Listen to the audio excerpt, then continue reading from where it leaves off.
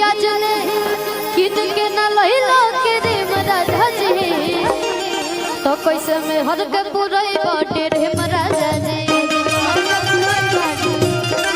कैसे में हर के पुरई बाटे रे राजा जी और ते कहते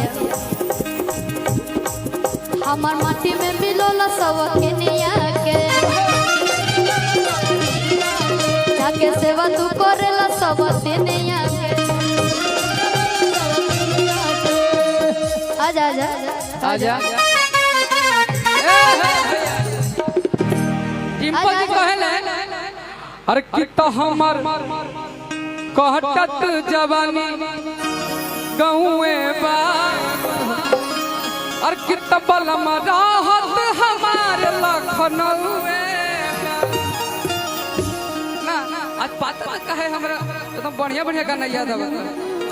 अरे किन कर मेरा बलमा कहाँ से लखनऊ रहता है मान के चलो हम गाना गावत नहीं अरे किन कर कहटत जवानी अरे की बैठल गहुए बा और कितना बलमा लखनऊ नसीबानी नसीबानी तबे अरे किरको वेरी वेरी मुहा वेरी वेरी मुहा मोड़े हुए जा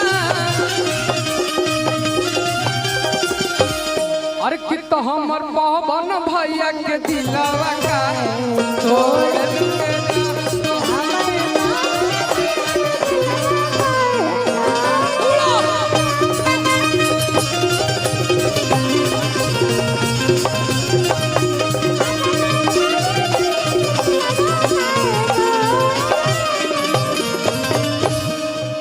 हेलो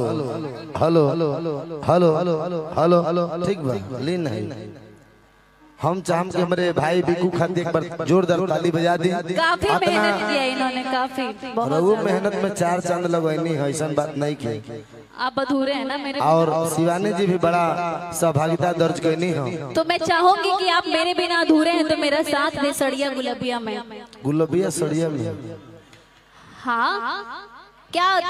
तुम लोग को नहीं मिलेगा ना अगर ये गाना बजेगा तो तुम YouTube पे नहीं चढ़ा पाओगे ना नहीं ना ना ना ना ना ना ना ना कॉपीराइट आ जाएगा ना ना लोग चढ़ाएंगे मुन्ना भैया कुछ कहना चाहते हैं हाँ आपका बात हम समझ गए देखिए मैं बता रहा हूँ डिम्पल जी कि नांगना समझ पाती है नांगनाई समझ पाती है प्रमुख भैया